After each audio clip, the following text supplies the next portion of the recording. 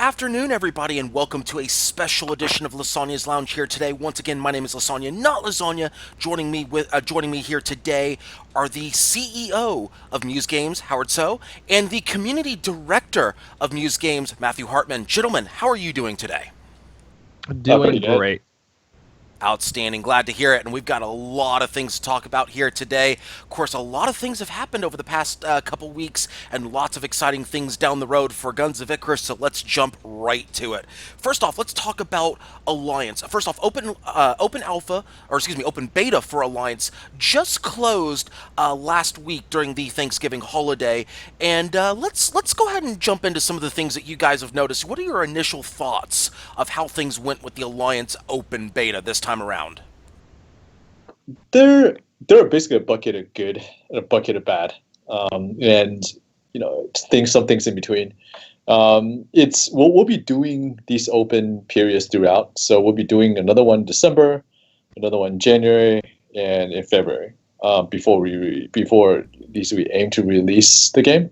So we'll be doing a few more, and the goal was obviously to get larger data points, just get more data points, more people to play, so we can get more meaningful data.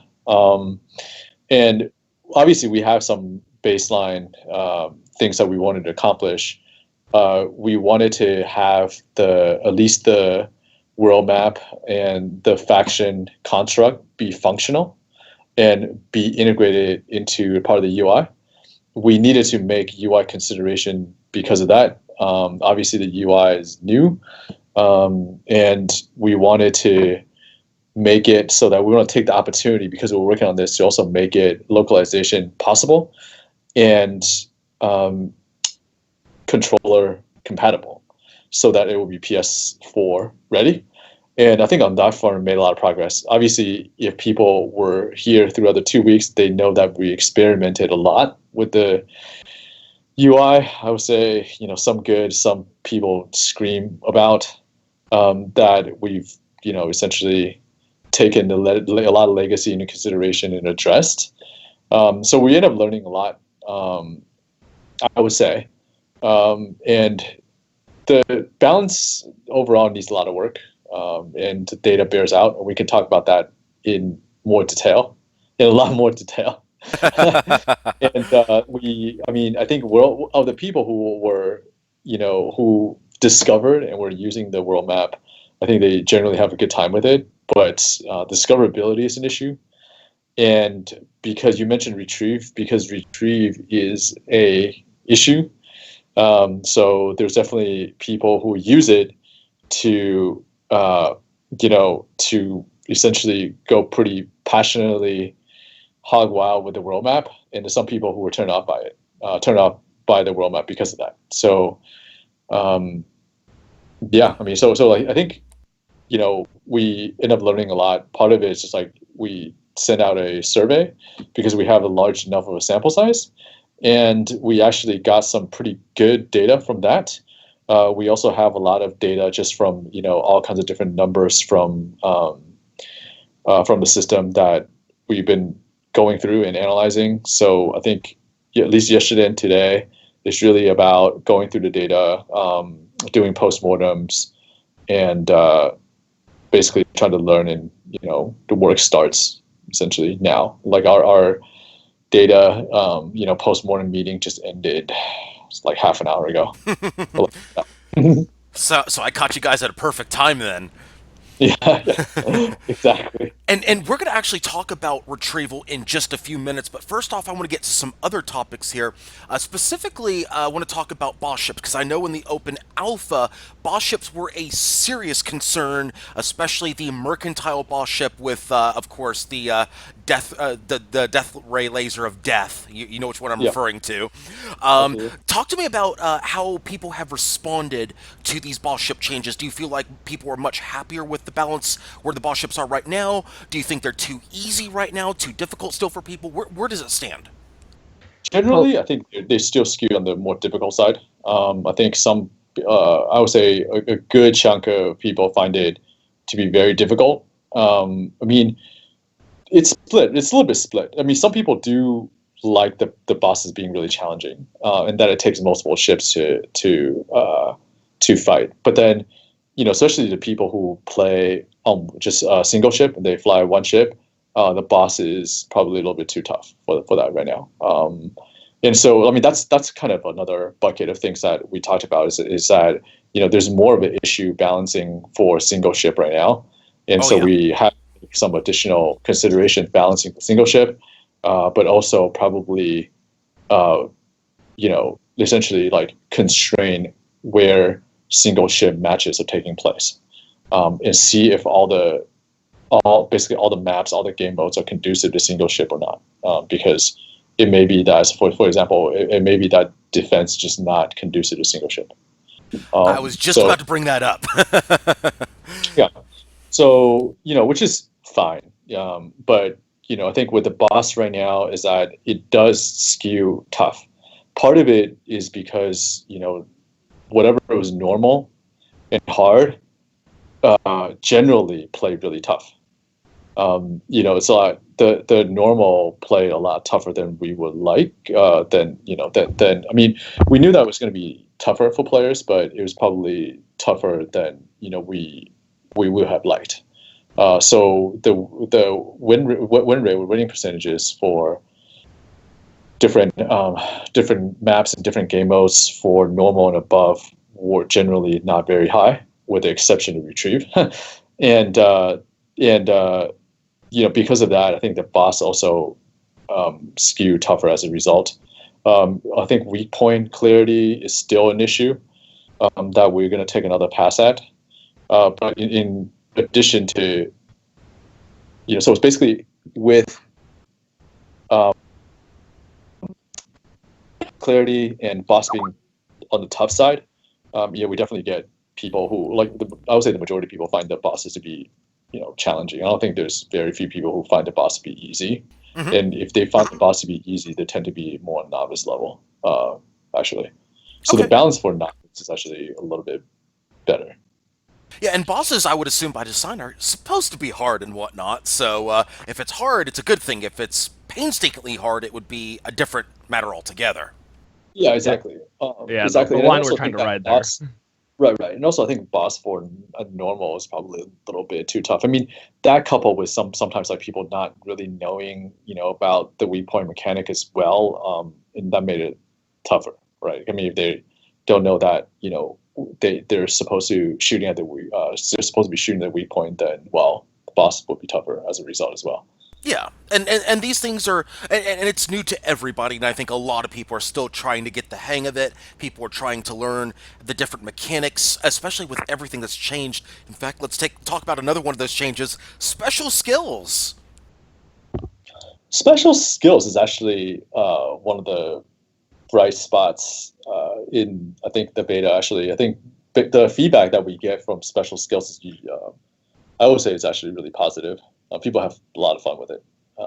Yes, they use, a couple of particular skills to break Retrieve, but I think overall, the special skills has been really well received, which we're pretty happy about, considering that it's it's a replacement for the the player skill progression stuff, which people generally dislike to hate it. I think this is actually a really big positive change. So at least from a personal like progression unlock, like that ability stuff, like from that standpoint, I think the response has been really positive.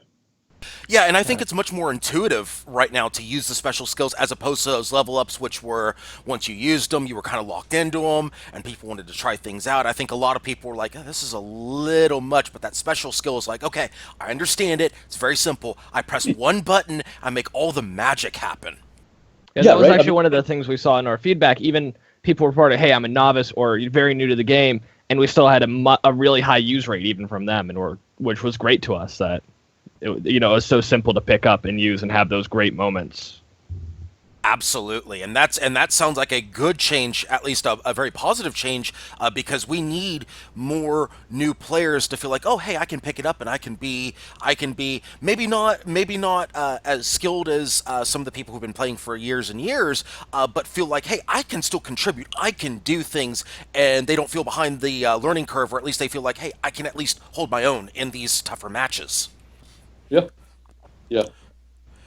But let's actually talk about some of these other additions to Guns of Icarus Alliance. Let's move on to the new ship, the Stormbreaker. First off, my initial thoughts. I just want to interject one quick thought on this.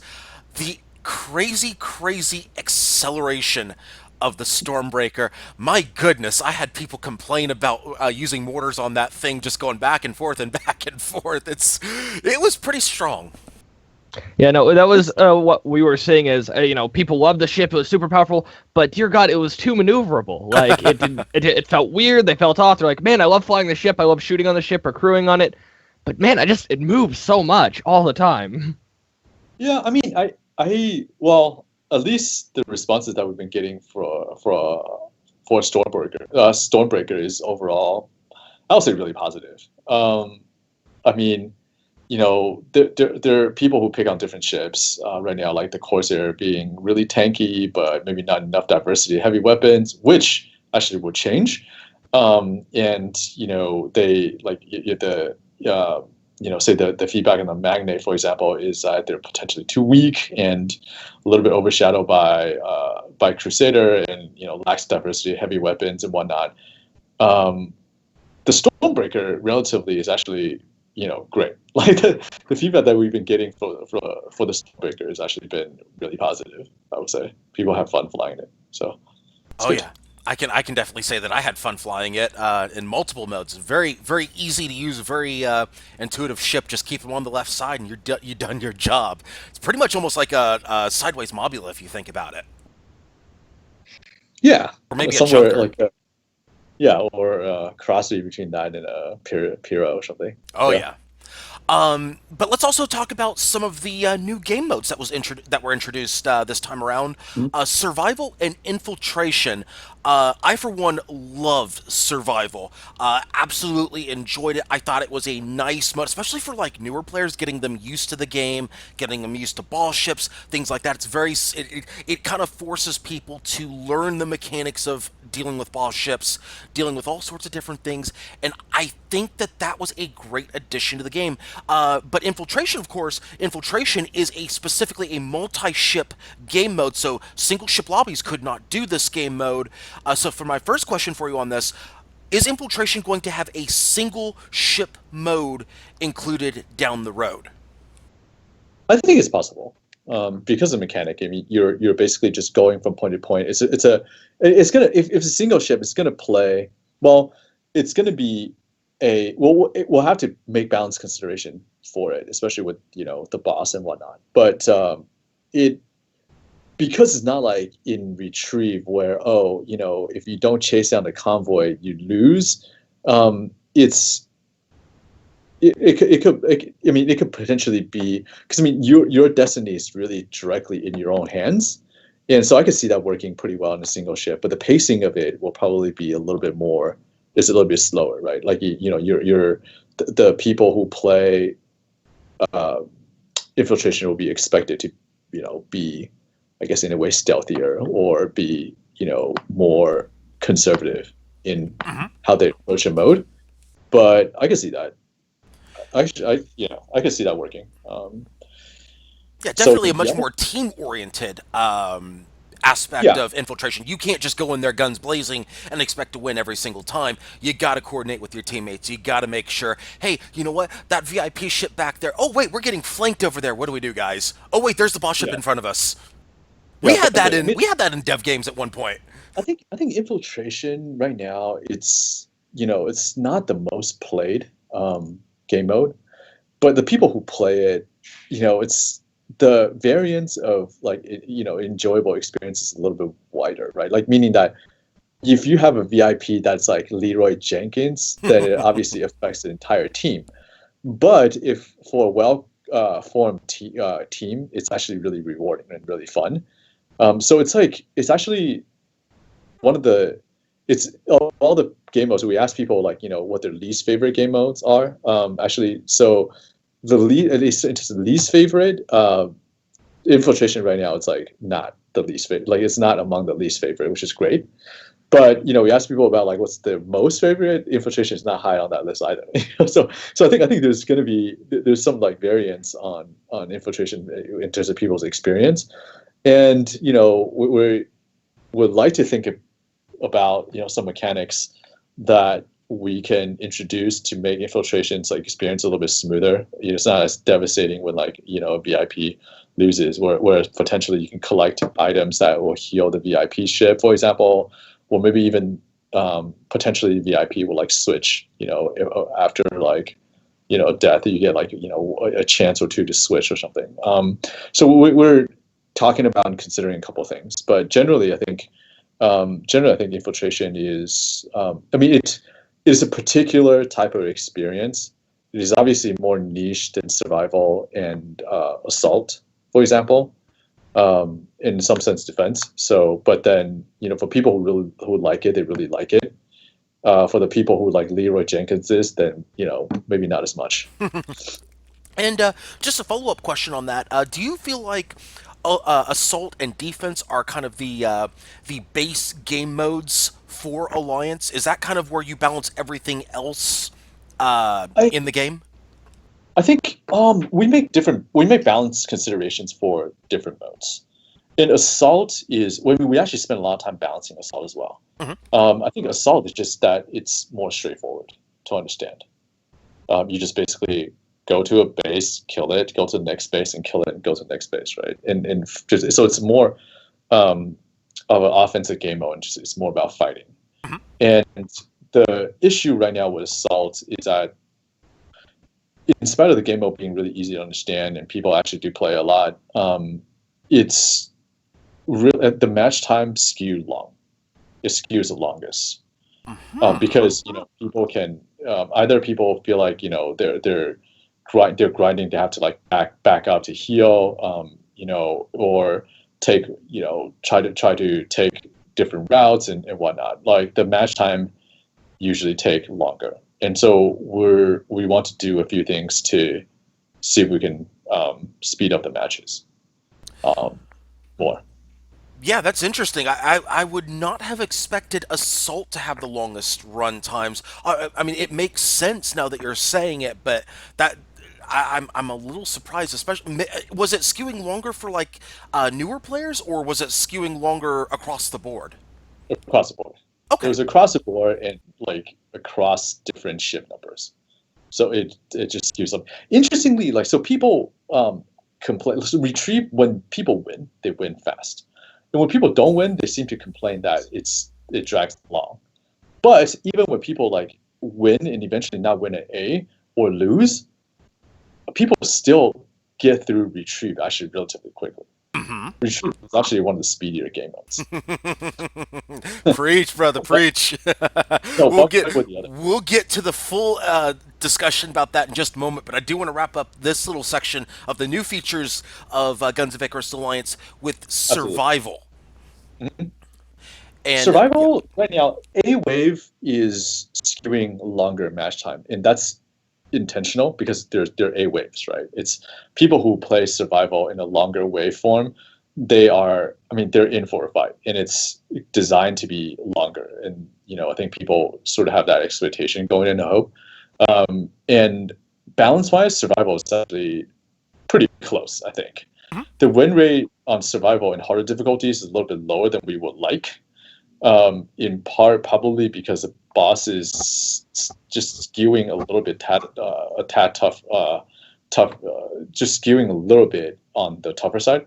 But overall, it's actually balanced pretty well, which we're kind of happy and surprised about because it's a newest game mode, right? So maybe it shows that we know what we're doing, or whatever for whatever reason.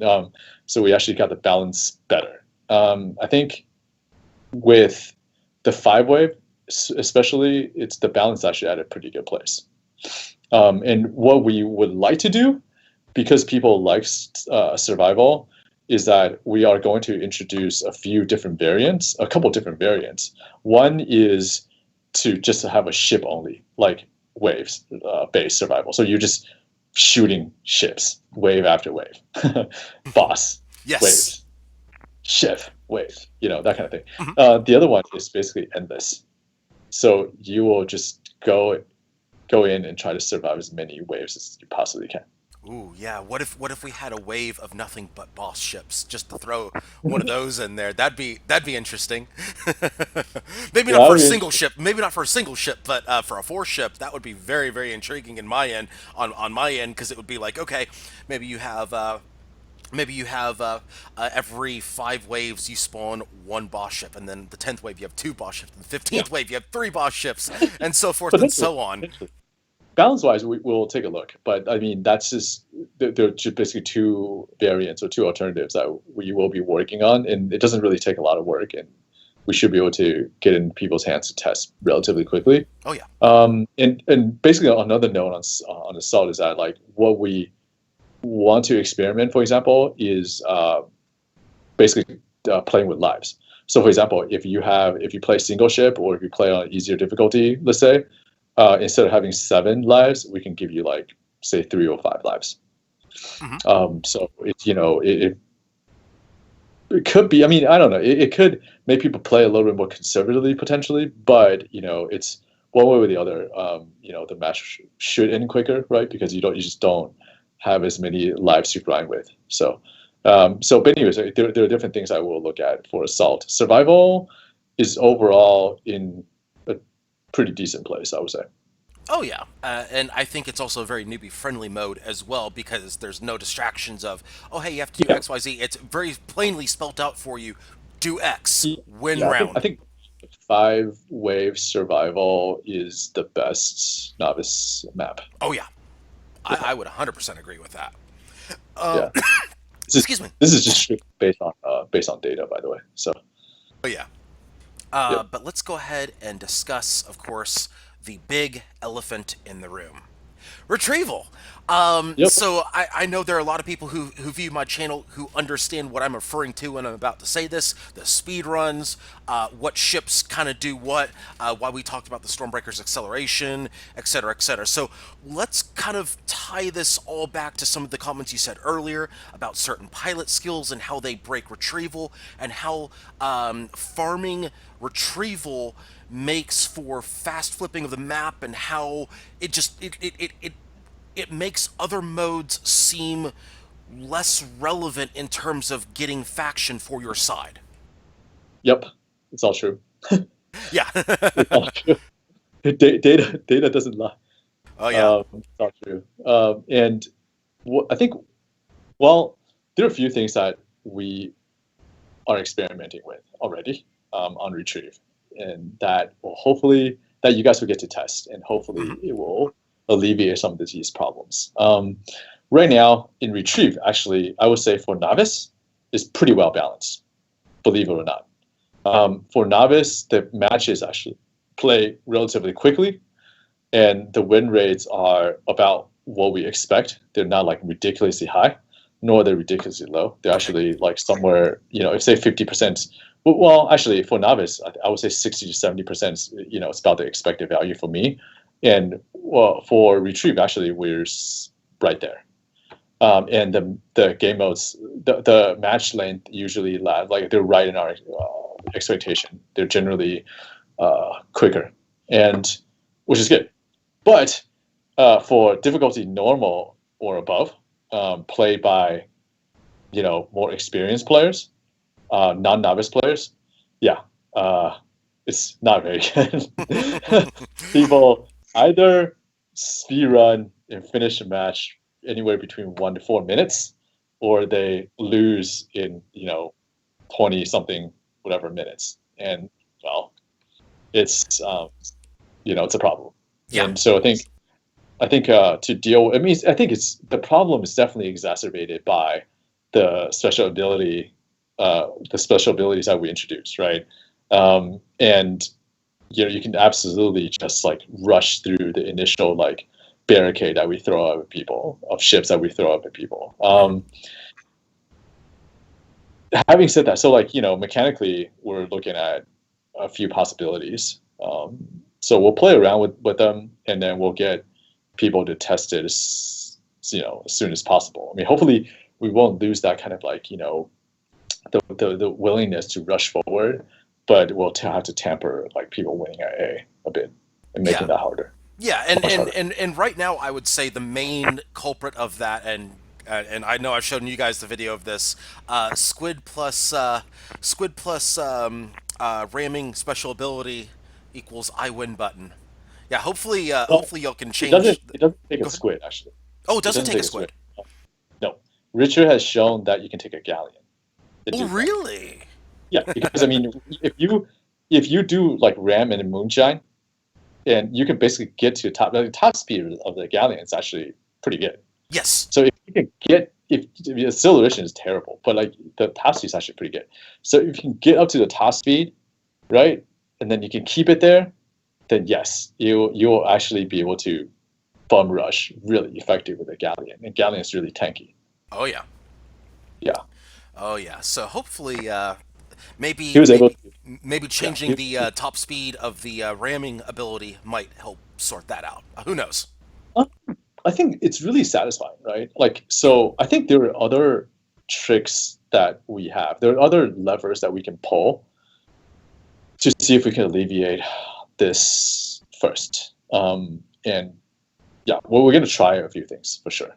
Oh yeah. So looking forward to it, and of course, that's the purpose of open beta, is to test these things out, to maybe not so much break the game, but show where the game can be broken, and then kind of fix us up for release. I think I mean, in the when we were in alpha, the open period, this was a problem, and we've definitely taken steps to address this, right? Quite a few steps to address it. Oh yeah. And then we introduce like these, a bunch of abilities, and with the abilities, well, whatever we did previously, it's no good. They're no good, and then now we're back to like, maybe not square one, but square two. So we need to do more. Hopefully, we'll still keep the abilities as fun as they are now, but I think mechanically with Retrieve, we'll need to do more to address this. Yeah. And so right now, defense plays almost like an impossible to win mode. Retrieve feels like it's constantly ripe for exploitation. If we can basically make defense winnable, and not as punishing, and if we can plug up like the exploits for Retrieve, then I think we'll be in much better shape. Oh yeah, and definitely looking forward to seeing where you guys go with some of these changes, especially with Retrieval. I don't think you guys are at square one on that. I think right now square two is probably a more appropriate analogy here, because certain ships can't do that very fast faction farming anymore. It takes a very specific ship with a very specific loadout to do that now, or specific ships, I should say, with the galleon, with the squid and whatnot. But you can't do it with, like, say, a junker anymore, which was, in my opinion, a little ridiculous. But I think like this is something that Eric dreaded. And then when reports, people's like feedback, and we see this happening, he's like, he definitely was definitely depressed for a little bit. But well, at least we know what the problems are. I mean, I think the problems are actually very clear, which is good. So we'll just need to do better in addressing a lot of these problems. Indeed, and definitely looking forward to those. But before we get to the next section of questions here, we're going to shift gears over to the Big Brass Revival Tournament. Of course, that's coming up. This Saturday is day one, December the 3rd at 2 p.m. Eastern, 7 p.m. UTC. But before we get to that, let's actually view the trailer for the upcoming tournament. And this was produced by Admiral Obvious of The Obvious Show. If you want to check out his Twitch channel, he also streams at twitch.tv/The Obvious Show. So if you want to check that out, in fact, we will play it right now, folks. So stay tuned. We'll be right back as soon as the video ends. So you want to take on the big guns, eh? Well, these guys ain't no place for a rookie. It's hell out there, fighting against man, machine, and everything Mother Nature wants to throw your way.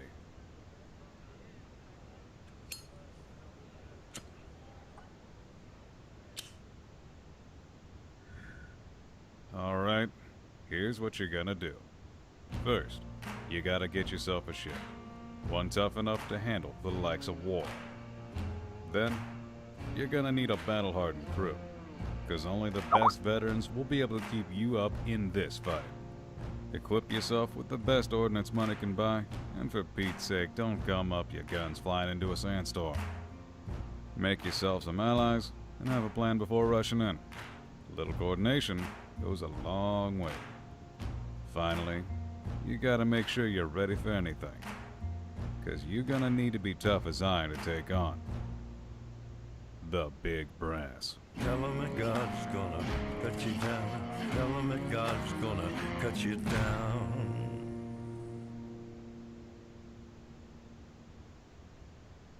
And of course, we start on December the 3rd for the Big Brass Tournament.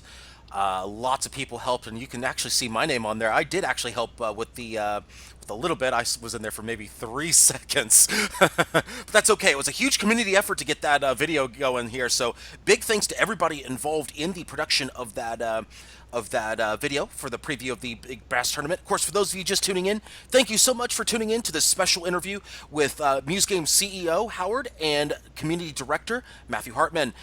Gentlemen, let's go ahead and shift over to the Big Brass Revival Tournament preview. First off, of course, the thing everybody wants to hear about, money, cash money. Let's talk about what people can win in this tournament. Definitely, yeah. So we have $200 on the line for first place, which is a nice chunk of change and a good way to show, hey, you know, I'm the best and can prove it. But that's not all. They will also be getting the title Biggest Brass Bruiser, a badge, and the opportunity to name an in-game AI, something that we have not given out a lot. The only other in-game AI name is Ducky McDuckerson, which is from like almost 3 years old now.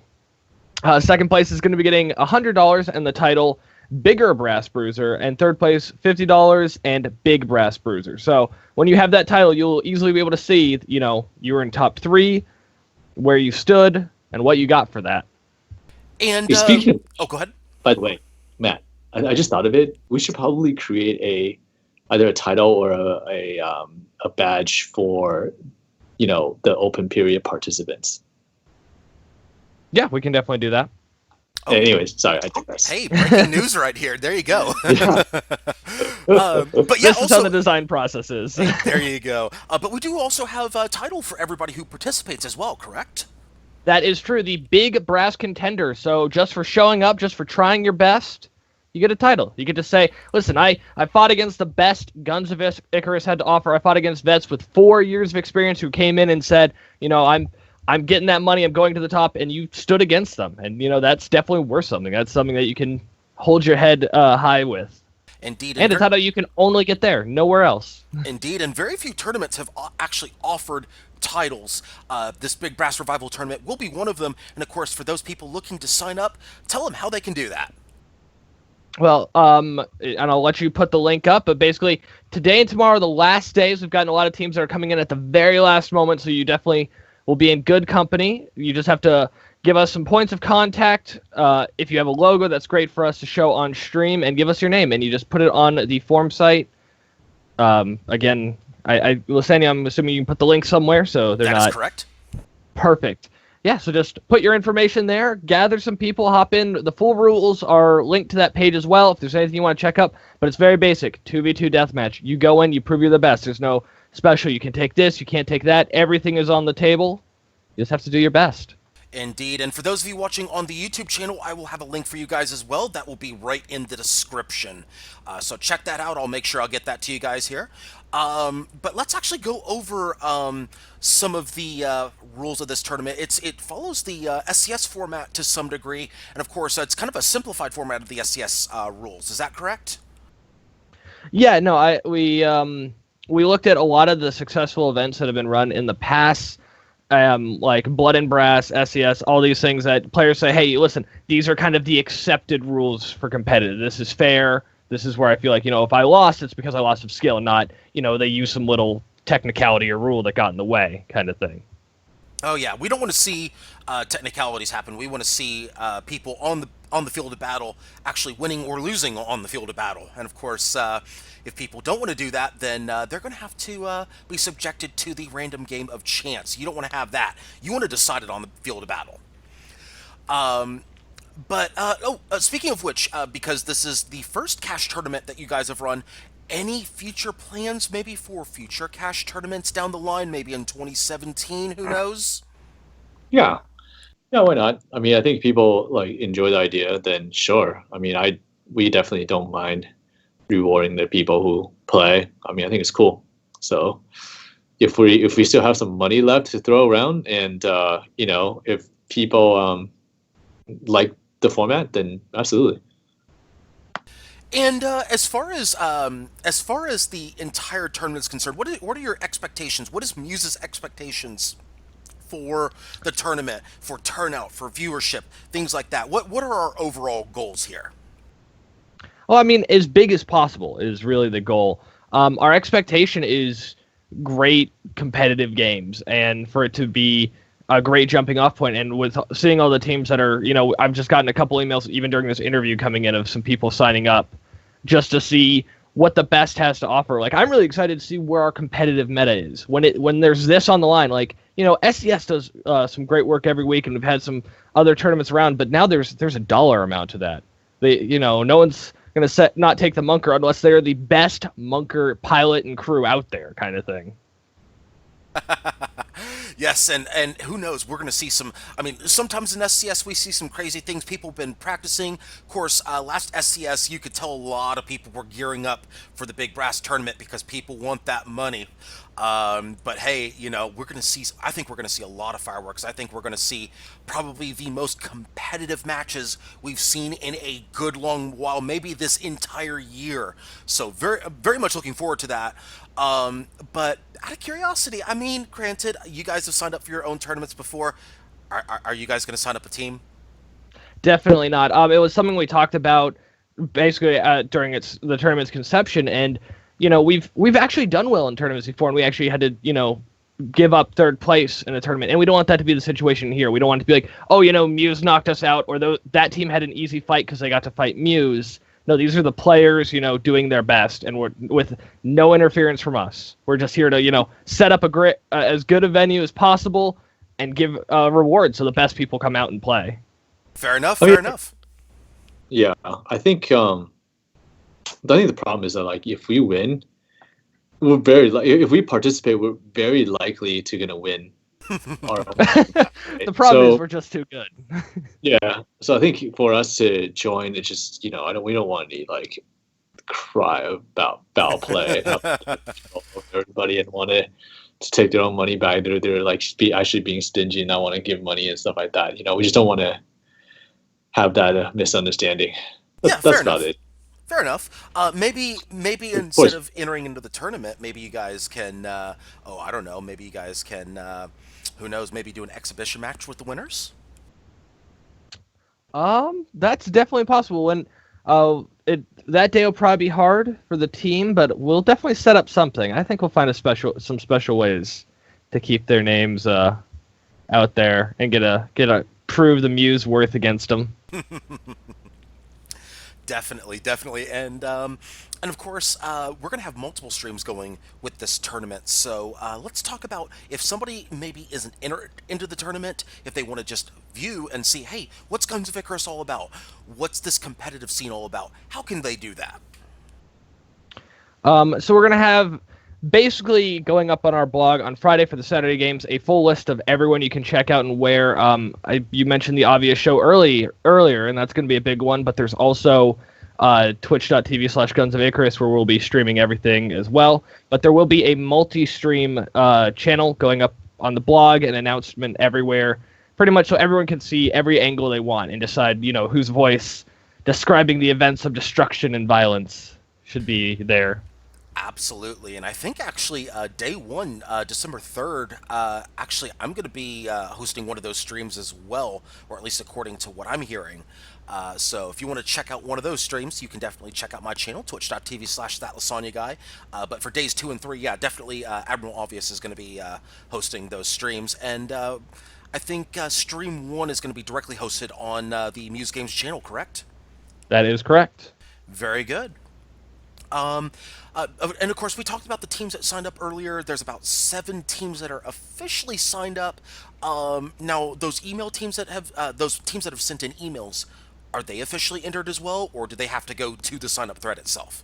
No, we will be putting in the email ones later today as well. We're just gathering them all together. So if you email competitive@musegames.com, you will be officially entered. So no worries. If you've already sent it in, you don't see your name on Jub's first list that he put together, you're definitely not out of the running. You're still in there. You are good to go. Outstanding. Any idea of how many teams have signed up for that on the email end? So I think we're at 10 or 11 now. Ooh. Like in total, including the forum thing. So we'll see how many. They've been definitely picking up steam since the week started. Oh yeah, and I think there's a few LFG people that are running around going, hey, can I get another ship? Hey, can I get another person? Hey, can I find a team? Things like that. I wouldn't be surprised, hey, if you guys start getting together on this stuff, maybe we can get 1 or 2 more teams entered that way too. My goodness, we're already at double digits. I think this is going to be a really exciting tournament then coming up. Yeah, maybe we should just go incognito and enter it. Oh man. Oh, that would definitely be interesting. But yeah, hey, who knows? I mean, there's a lot of stuff coming up with this tournament. So if you want to check that out, of course, you'll see all the official announcements and whatnot coming up this week. The first day of the tournament is December the 3rd. It's going to be a 3-week tournament, all on Saturdays, starting at 7 p.m. UTC. That's going to be 2 p.m. Eastern. You still have time to sign up. So if you have not signed up yet, you have until tomorrow to do so. Now let's go ahead and shift gears a little bit. Let's shift over to, well, of course, there are a lot of people who participate in events, and we have several community events that are in the game. Of course, Big Brass Revival, of course, is your tournament. Then you have community events like the Sunday Community Skirmish. You have Monday Monker Madness, Chaos Skirmish Saturdays, Iron Fork of Fridays, all sorts of different community-run events. And I know there are some people who are like, hey, I have good ideas too, but I don't know how I can get my events into the game. How do they go about doing that? Just email us, feedback@musegames.com. We're always looking for people who want to run events for unique ideas. If they want to do, just basic tournaments, or they've got like, hey, I've just got this crazy thing I want to do.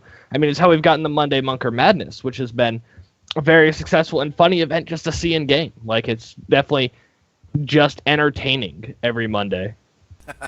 Definitely is, and there's all sorts of different ways that they've used mines, and hey, mines are just the mine launcher is just an amazing weapon in and of itself. It knows no allies, only pain and suffering for anyone who would dare cross its path. But of course, you have all the different events, and we've also had other events, like we've had events geared towards new players, we've had events geared towards veterans, and everything in between. In fact, we have definitely a couple places where, like say on Wednesdays and Saturdays, I think Wednesday afternoons, Saturday afternoons, where people can jump in if you have your own ideas for events and whatnot. Got a couple places for you to fit those in, guys. So if you have any ideas, hey, run it by Muse. Get your event together, get your organization together, get everything together. Run it by Muse, let them know, hey, this is what we're doing, and because they help me out. Like when we're running Chaos, we talked to them and said, hey, we'd like to have titles given out for some of our people at certain times, and they came back and went, hey, you know what, we can do that for you guys, just give us advance notice, etc., and they made it happen. So at least as far as Chaos is concerned, we're very thankful for everything that you've done for us. But as far as the questions that I have, that's pretty much it. Unless you guys have any final thoughts that you want to add to maybe the Alliance discussion, Big Brass, or anything that's on your mind that you want to share with the audience here today. Well, first off, just want to thank everybody for putting up with us during the test periods, and some dealing with some experimental stuff that we put forth, and help us like collect a lot of data, and sometimes suffering through painful matches and whatnot. I think it's great. It's great that we learn a lot, and we'll keep improving upon that. It's definitely, I mean, I feel like overall, we're definitely in a better place this time around than we were in the first open period, which is cool. And I think we also introduced some like new stuff that I think that seems to be pretty fun additions. So overall, yeah, I think we're definitely really upbeat about where we are at and the things that we need to work on, and where we can take this to.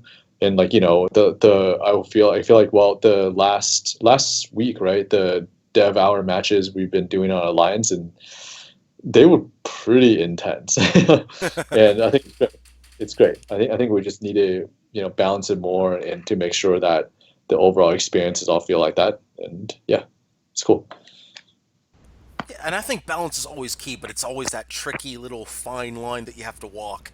And obviously, it's not going to happen overnight. And with all this feedback, and hopefully with all this feedback that's coming in with an easy to follow form that people can use on your official website, gunsofIcarus.com. In fact, it's the very first thing that you see on the webpage as of the time of this interview. It is the feedback section for the Guns of Icarus Alliance. If you want to check that out, please do so. I know Howard and Matthew would be very grateful, especially if you played in the Guns of Icarus Alliance. Let them know, hey, how did things go? How did you like the game modes? Is there anything they should change? Things like that. Definitely let them know. Because we want the next open beta to be an outstanding experience for all players involved. Yep, definitely. And Matt, is that Steam contest thing still happening? Let me check, because I just updated the store because they're weekend thing. No, it is ended. Oh, so okay. Yeah, we did a push. We hopefully made it for best game you've never heard of before, winning this award. It was I thought it was cool before it won an award. There, that one. There you go. Same concept. Yes, but yeah, I do know a lot of people were jumping in on that. So hopefully that push yields some results for you guys. Hey, we come together. We may have some bickering back and forth as a community. We may have disagreements where things should go. But hey, when we are united, we are strong. We are passionate about our game, and we all love Guns of Icarus. And hopefully, this is the start. This is the beginning of some brand new things for competitive, for PvE, and for everything in between. So that is it for today, folks. Thank you so much for tuning in. For Howard, for Matthew, my name is Lysanya, not Lasagna, signing out. Good day, everybody.